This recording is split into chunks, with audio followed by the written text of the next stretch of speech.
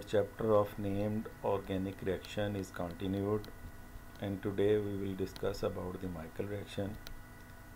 Your course is Organic Chemistry 2 and my name is Dr. Tahir Makbul.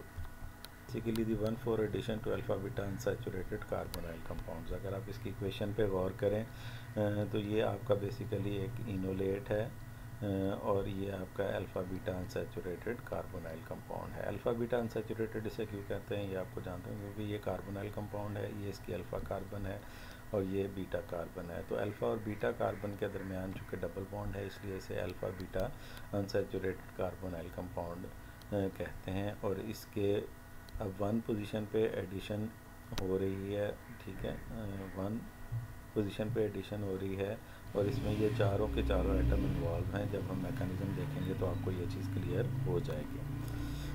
So the 1,4 addition of an enolate anion to an alpha beta unsaturated carbonyl compound to yield a 1,5 dicarbonyl compound is called Michael reaction, or in other words Michael addition reaction. It is a powerful method for the formation of carbon-carbon bonds. Overall speaking basically हम जो enolate है वो basically एक CHSD compound होता है जो कि add हो जाता है क्रॉस दी कार्बन कार्बन डबल बॉन्ड। और इसके नतीजे का ये जो कार्बन कार्बन डबल बॉन्ड है इसके लिए शर्त क्या है कि it must be in conjugation with the carbonyl compound. So the overall process is the addition of a CHSD compounds to the carbon-carbon bond of an alpha-beta unsaturated carbonyl compound. इनोलेट्स जो हैं वो माइकल रिएक्शन के अंदर बेहतरीन काम करते हैं और ख़ासकर वो enolates which have 2 electron withdrawing groups attached to them. Examples में अगर आप देखें तो बीटा डाइकेटोन्स आपको मिलेंगे, बीटा डाइएस्टर मिलेंगे, बीटा कीटो एस्टर्स मिलेंगे, बीटा कीटो नाइट्राइल्स मिलेंगे. चूँकि अगर इनकी बेसिसिटी के हवाले से देखा जाए तो these are relatively weak base. So जो एडिशन है वो कार्बोनाइल पे होने की बजाय क्या होती है, बीटा कार्बन पे प्रेफरेंशियली होती है. इसलिए समटाइम माइकल रिएक्शन को कॉन्जुगेट एडिशन रिएक्शन भी कहते हैं, क्योंकि ये जो एडिशन हो रही होती है वो बीटा कार्बन के ऊपर हो रही होती है. ये उसका मैकेनिज़्म है. यहाँ से आपको 1,4 एडिशन का कॉन्सेप्ट जो है वो क्लियर हो जाएगा. ये सबसे पहले आपका जो CHSD कंपाउंड है, अब यहाँ पे ये R कुछ भी हो सकता है, तो बीटा डाइकार्बोनाइल कंपाउंड्स है. तो सबसे पहले बेस जो है वो रिएक्ट करता है और इस हाइड्रोजन को जो कि एसिडिक है उसको रिमूव करके ये इनोलेट प्रोड्यूस करता है. अब ये इनोलेट आपको पता है रेजोनेंस स्टेबलाइज है क्योंकि ये इन कॉन्जुगेशन है with either side of the carbonyl compound. अब ये जो नेगेटिव चार्ज है ये अटैक करता है on alpha beta unsaturated carbonyl compounds. अब अगर अब यहाँ देखें तो नेगेटिव चार्ज इस बीटा कार्बन के ऊपर अटैक किया, ये डबल बॉन्ड शिफ्ट हुआ है between this carbon and this carbon और कार्बोनाइल कार्बन वाला डबल बॉन्ड ऑक्सीजन के ऊपर शिफ्ट हो गया. तो ये बेसिकली आप 1,4 एडिशन कह सकते हैं, क्योंकि इसके अंदर क्या है कि 1 2 3 4 कार्बन आप समझ लें कि 4 एटम्स जो हैं वो इन्वॉल्व हो गए हैं. अब नेक्स्ट स्टेप के ऊपर क्या है, अब ये जो डबल बॉन्ड यहाँ क्रिएट हो गया है इसकी प्रोटोनेशन होती है. दूसरे लफ्ज़ों में ये जो अल्फ़ा कार्बन है इसको एक प्रोटॉन मिलता है. कहाँ से मिलता है? From the solvent. और ये जो ऑक्सीजन के ऊपर नेगेटिव चार्ज है ये वापस आता है और ये दोबारा कार्बोनाइल कंपाउंड के ऊपर शिफ्ट हो जाता है. तो यहाँ पे आपके पास ये आपका CHSD कंपाउंड ऐड हो गया इस बीटा कार्बन के ऊपर और ये आपके पास प्रोडक्ट बन गई जिसको हम माइकल एडिशन प्रोडक्ट का नाम देंगे. ये उसकी टेक्स्ट है. A base removes a proton from the alpha carbon of the carbon acid. The enolate adds to the beta carbon of an alpha beta unsaturated carbonyl compounds. The alpha carbon obtains a proton from the solvent. तो ये उसका mechanism था. आगे इसकी examples हैं। ये first example, इसके अंदर हमने एक अल्फ़ा बीटा अनसैचुरेटेड एल्डिहाइड है, उसको ट्रीट किया विद बीटा डाइकेटोन, यानी यहाँ पे आपका जो CHSD कंपाउंड है वो बेसिकली बीटा डाइकेटोन है। बेस हमने OH यानी कि कोई भी हाइड्रोक्साइड ले लेंगे, तो ये ज़ाहिर बात है ये जो पॉइंट ऑफ अटैचमेंट है, क्योंकि एसिडिक कार्बन आपका जो इनोलेट है वो ये है, इसके ऊपर नेगेटिव चार्ज आएगा इस कार्बन के ऊपर, तो यहाँ पे ये ऐड हो जाएगा, यहाँ पे प्रोटॉन ऐड होगा और ये आपके पास प्रोडक्ट बन जाएगी।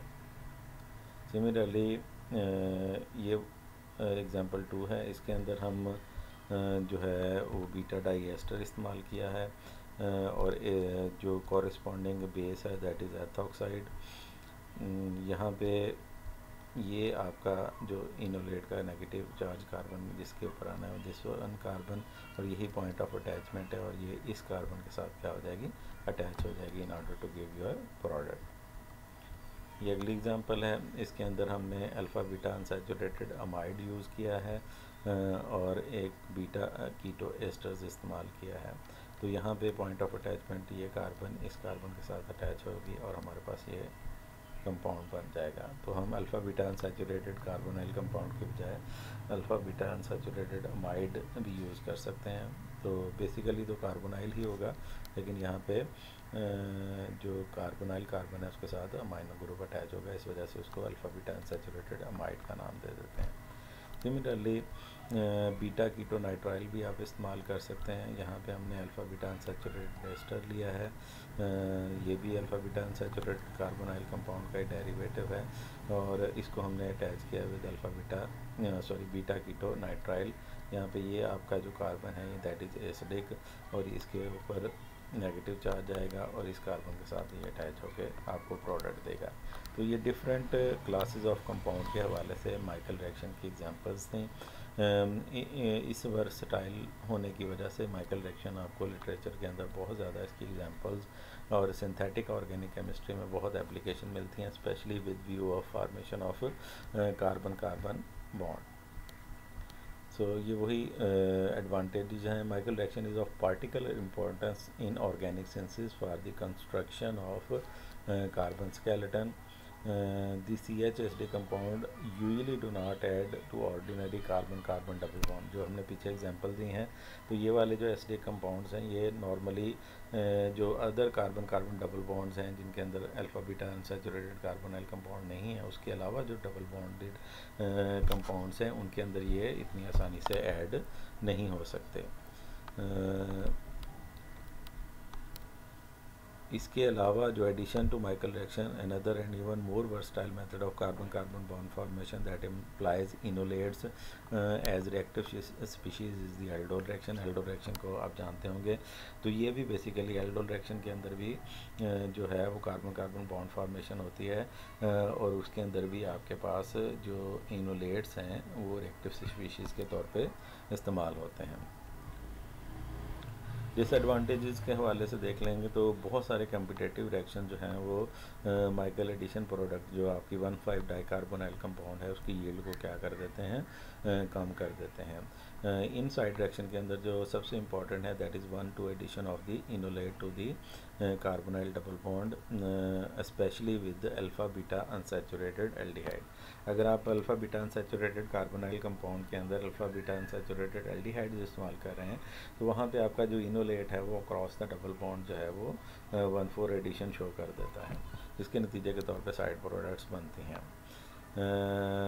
अब 1,2 एडिशन जो है इन जो ऊपर केस हमने बताया that is by using alpha beta unsaturated aldehyde, तो वहाँ पे 1,2 एडिशन जो है वो ज़्यादा परसेंटेज यील्ड देती है comparative to 1,4 addition product.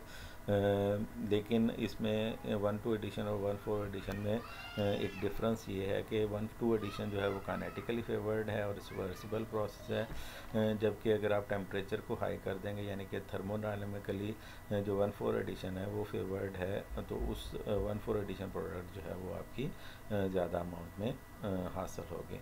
So kinetically favoured 1,2 addition है और थर्मोडायनामिकली फेवर्ड 1,4 एडिशन है। तो अगर आप 1,4 एडिशन को डोमिनेट करवाना चाहते हैं तो रिएक्शन को आपको हायर टेम्परेचर पे कैरी आउट करना पड़ेगा। सिमिलरली जब कुछ स्टार्टिंग मटेरियल ऐसे हैं जो कि non selective regio isomeric enolates produce कर देते हैं। जब non selective regio isomeric enolates produce होंगे तो नतीजे के तौर पे आपके पास mixture of isomeric product produce होगा। दूसरा एक और चीज़ जो है कि alpha beta unsaturated carbonyl compounds जो हैं वो under reaction condition sense to polymerise हो जाते हैं। तो इसका सोल्यूशन ये है कि हम जो CHSD कार्बोनिल कंपाउंड है जिसको हमने इनोलेट के अंदर कन्वर्ट करना है, तो हम उसको पहले ही जो है इनोलेट के अंदर कन्वर्ट कर लें by using a strong base in equimolar amount. जब आपका पहले इनोलेट बन जाए फिर आप सेकंड स्टेप पे जो है अपना alpha beta unsaturated carbonyl compound जो है वो ऐड करते हैं और एट लो टेम्परेचर ऐड करते हैं। इसका फ़ायदा क्या होता है कि जो आपका बेस है या जो आपका CHSD कंपाउंड्स हैं वो डायरेक्ट रिएक्ट नहीं करता आपके alpha beta unsaturated carbonyl compounds के ऊपर, और इनोलेट जो आपका डिज़ायर्ड इनोलेट है वो पहले ही बन चुका होता है by using equimolar amount of strong base.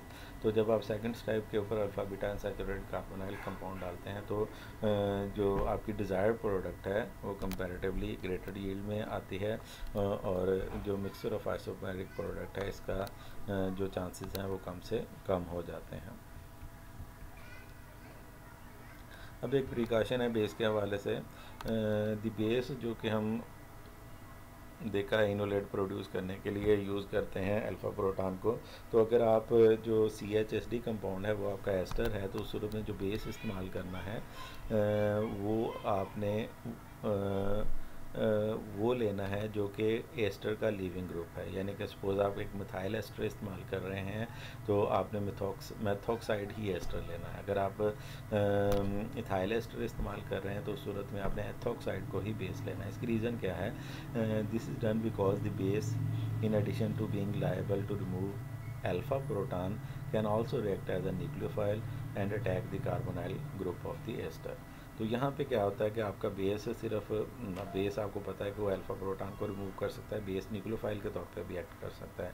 तो बेस अगर आपके कार्बोनाइल कार्बन के ऊपर अटैक कर दे तो अगर वो सेम बेस होगा जो कि लीविंग ग्रुप है तो आपका एस्टर जो है वो सेम रहेगा, चेंज नहीं होगा। अगर वो डिफरेंट होगा तो लीविंग ग्रुप लीव कर जाएगा, तो एक एस्टर दूसरे एस्टर के अंदर क्या हो जाएगा, कन्वर्ट हो जाएगा। If the nucleophile is identical to the OR group of the ester, nucleophilic attack on the carbonyl group will not change the reactant. अब इस चीज़ को एक्सप्लेन करने के लिए ये एग्जांपल देख लें। फॉर एग्जांपल ये हमारा जो है वो एस्टर है जिसको हम इनोलेट बनाने के लिए इस्तेमाल कर रहे हैं। तो यहाँ पे हमारे पास मिथॉक्सी ग्रुप अटैच है, तो यहाँ पे हमने मेथॉक्साइड ही बेस लेना है क्योंकि हमारा जो डिज़ायर्ड तो यही है कि ये जो मेथॉक्साइड है ये इस प्रोटॉन को रिमूव करे और इनोलेट बनाए। लेकिन हम अगर ये इस कार्बोनाइल के ऊपर अटैक कर दे, जो कि पॉसिबल है क्योंकि ये बेस न्यूक्लियोफाइल के तौर पे भी एक्ट कर सकता है, तो यहाँ पे अटैक कर दे तो आपके पास जब ये बैकवर्ड आए तो कोई भी मिथॉक्सी ग्रुप जो लीव करे तो नतीजे के तौर पे आपका वही एस्टर दोबारा रीजनरेट हो जाए। अगर यहाँ पे ये डिफरेंट होगा यानी कि CH3 की बजाय यहाँ पे C2H5 होगा, तो जब ये अटैक करेगा तो जब दोबारा एस्टर रीजनरेट होगा तो वो मिथाइल एस्टर की बजाय इथाइल एस्टर भी हो सकता है, दोनों का मिक्सचर भी हो सकता है। तो उस सूरत में आपके जो प्रोडक्ट है वो उसके अंदर ये क्या करेगा, इंटरफेयर करेगा और आपके पास मिक्सचर ऑफ प्रोडक्ट बनेगी। तो रिमेंबर दैट कि जब आपने एस्टर यूज़ करना है तो आपको ऐसा बेस लेना चाहिए जो कि सेम हो as that of the leaving group of the ester. अब ये उसकी एप्लीकेशन कह लें या मॉडिफिकेशन कह लें कि एनामीन जो है वो भी यूज़ किए जा सकते हैं कि instead of enolate in Michael reaction. यानी कि लाजमी नहीं है कि माइकल रिएक्शन में आपने इनोलेट्स ही इस्तेमाल करने हैं, आप एनामीन भी यूज़ कर सकते हैं।